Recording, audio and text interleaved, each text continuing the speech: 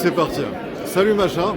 Bonjour à toi. Donc tu es très connu maintenant dans la cause des victimes des effets indésirables, très indésirables et graves des vaccins, et également dans l'effort pour, on va dire, faire la lumière sur cette affaire.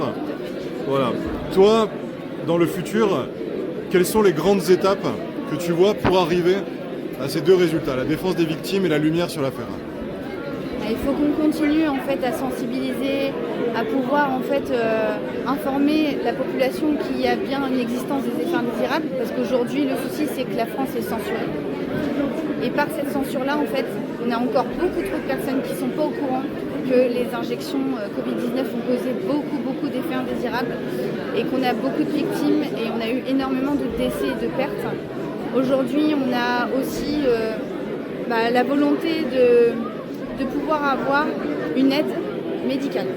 C'est pour ça qu'on se bat.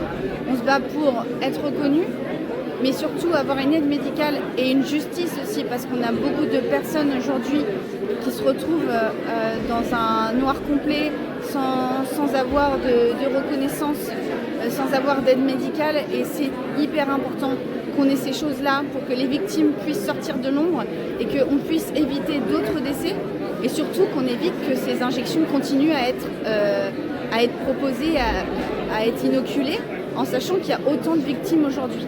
C'est aberrant de voir qu'on a encore des contrats qui ont été achetés par Van der Leyen il y a quelques jours, alors qu'on a autant d'effets indésirables et autant en fait de personnes touchées, et que personne n'en parle dans les médias, personne n'en parle, tout est censuré. Et ça c'est honteux en fait, parce que la balance bénéfice-risque elle n'est pas du tout au point. On a beaucoup plus de risques que de bénéfices. Aujourd'hui on n'a même pas de preuve qu'il y a des bénéfices. Et c'est scandaleux, c'est pour ça qu'on se bat. Sur le terrain, quand on a essayé de sensibiliser les gens et d'appeler les victimes à parler, on a eu très peu de réponses. De temps en temps, il y a des victimes qui viennent nous voir, mais personne n'ose parler. Comment tu expliques ça? Et surtout, est-ce que tu as des solutions, tu as une méthode à apporter pour pousser les victimes à parler? En fait, c'est simple. Les victimes ne parlent pas. Pourquoi? Parce que soit elles sont dans le déni, parce que malheureusement, il y a beaucoup de victimes qui se sont fait vacciner de leur propre plein gré. Donc il y a le déni de savoir d'avoir fait confiance au gouvernement et au système de santé, et de se rendre compte qu'aujourd'hui, ils sont malades. Il y a aussi le souci du regard de l'autre, de la critique familiale, parce qu'il y a des personnes qui se sont fait vacciner et qui pensaient le faire en protégeant leurs anciens, en protégeant leur famille. Et aujourd'hui, acquiescer le fait que le vaccin sont responsables de leur état de santé, et en plus que ça n'a pas protégé, c'est très lourd en fait à digérer. Il y a aussi le fait qu'il y a des victimes qui n'ont pas la force de pouvoir témoigner, parce qu'il y en a qui sont dans des états vraiment très graves. 1, 2, c'est bon. Et puis voilà, il y a beaucoup de victimes qui sont malheureusement dans l'incapacité de pouvoir témoigner, parce qu'elles ne peuvent pas se faire le déplacement, ou parce qu'elles ont peur tout simplement en fait d'être critiquées, d'être rejetées, ou même d'être jugées tout simplement. Mais comment on les fait venir? Comment les faire venir? En fait, la première chose à savoir, c'est qu'aujourd'hui, toutes les victimes sont comme une grande famille. C'est-à-dire qu'on a vraiment, on a créé plein d'associations. Moi, je fais partie du bureau de l'association AA Victimes. On a plus de 700 personnes maintenant victimes des effets indésirables de la vaccination. Et il suffit juste de venir nous contacter. Nous, on vous aide administrativement, juridiquement, on vous remonte le moral, on vous aide aussi médicalement, on vous donne des tuyaux pour aller voir tel et tel médecin, pour constituer des dossiers pour les invalidités, pour les aides, pour l'ONIAM, si on veut aller en justice. En fait, aujourd'hui, il ne faut pas rester seul. Il ne faut vraiment pas rester dans le silence. Plus on sera nombreux et plus on fera bouger les choses. Il faut se dire une chose, c'est qu'il y a beaucoup de victimes qui souffrent, mais si on est très nombreux à souffrir, ils seront obligés de nous voir en face et de trouver des solutions pour nous et éventuellement des traitements. Si on est juste un grain de sable dans une chaussure, on ne pourra pas faire avancer les choses. Par contre, si on est une montagne de sable devant eux, ils n'auront pas le choix, ils ne pourront pas nous bouger. Est-ce que tu es satisfaite, on va dire, de cette journée pour l'instant? Et est-ce qu'il y a des choses que tu espérerais pouvoir faire avec toutes les associations présentes? Bien sûr. Je suis satisfaite d'être là aujourd'hui parce que c'est un beau rendez-vous avec beaucoup d'humanité, c'est que des belles âmes qui veulent justement nous aider, qui veulent faire éclater cette vérité, qui veulent aider les victimes et protéger nos enfants aussi, ça c'est important. Et ça c'est une magnifique journée. Ça nous fait du bien aussi parce qu'on retrouve beaucoup de réconfort et de soutien et ça c'est notre moteur, nous victimes. Et l'autre chose aussi, c'est que je pense qu'aujourd'hui, on est plus nombreux que l'année dernière. Il y a des nouveaux collectifs qui se sont créés, il y a des nouvelles associations et il y a d'autres pays.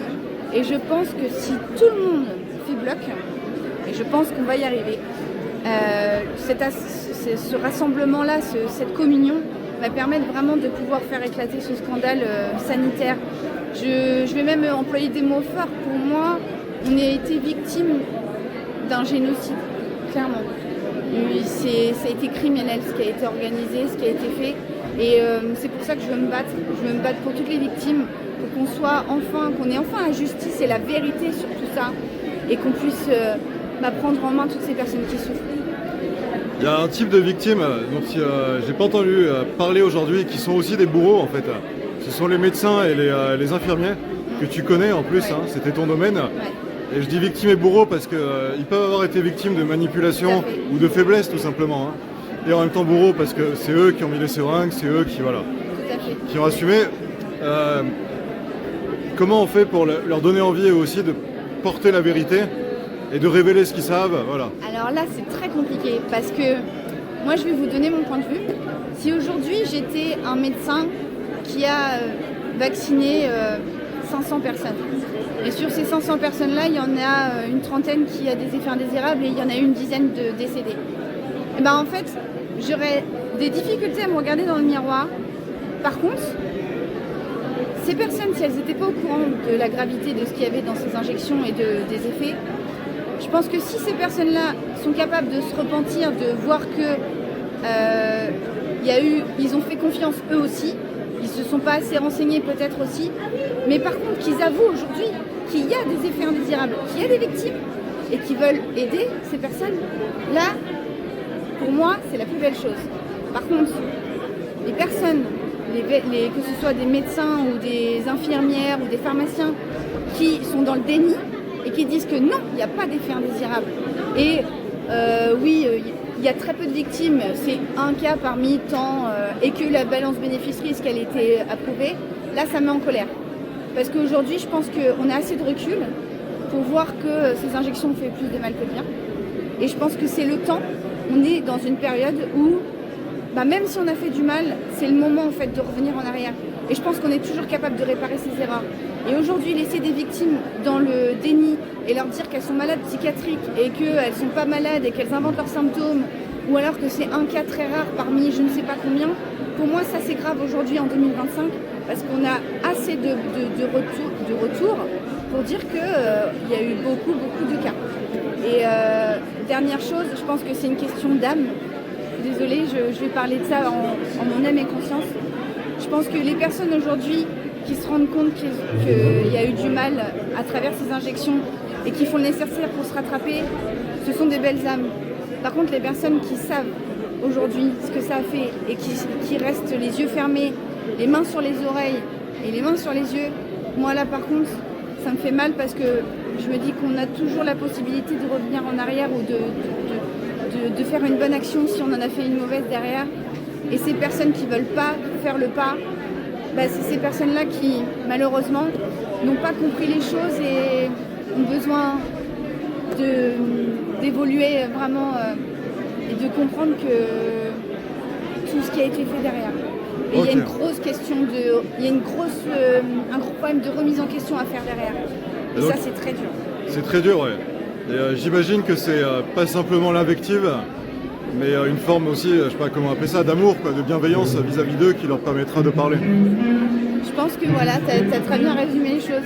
J'ai des médecins qui ont été touchés par les vaccins eux-mêmes.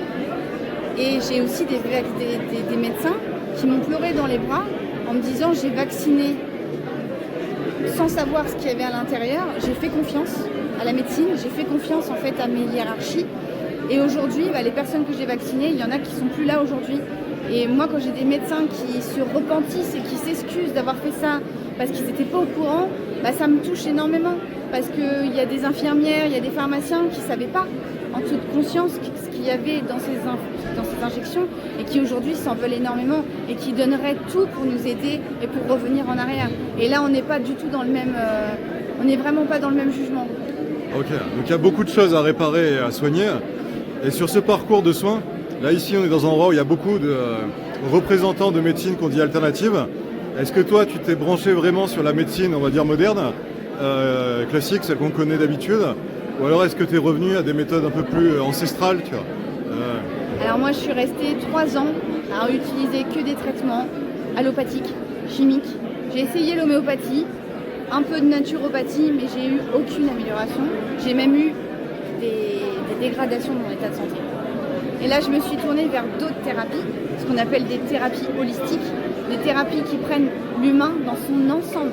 Parce qu'il faut comprendre qu'on ne peut pas guérir quelqu'un qu'avec des traitements par voie orale.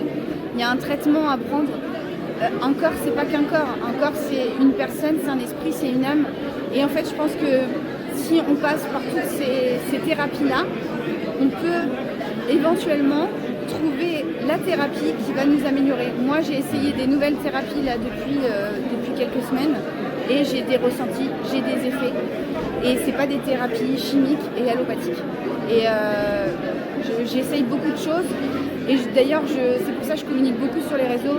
Toutes les choses qui m'améliorent, je fais en sorte de le partager avec toutes les personnes qui me suivent, et dont les victimes. Parce qu'une personne améliorée peut en améliorer beaucoup d'autres.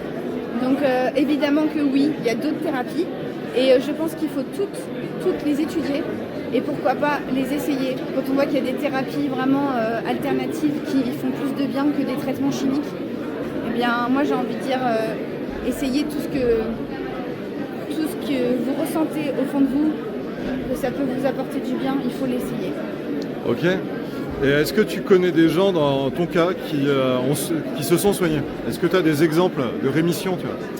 Oui, alors j'ai quelques personnes qui ont été vaccinées et qui ont été dans des états, alors peut-être pas aussi lourds que certaines autres personnes, mais qui ont eu des nettes améliorations au point de pouvoir reprendre le travail, au point de pouvoir reprendre le sport.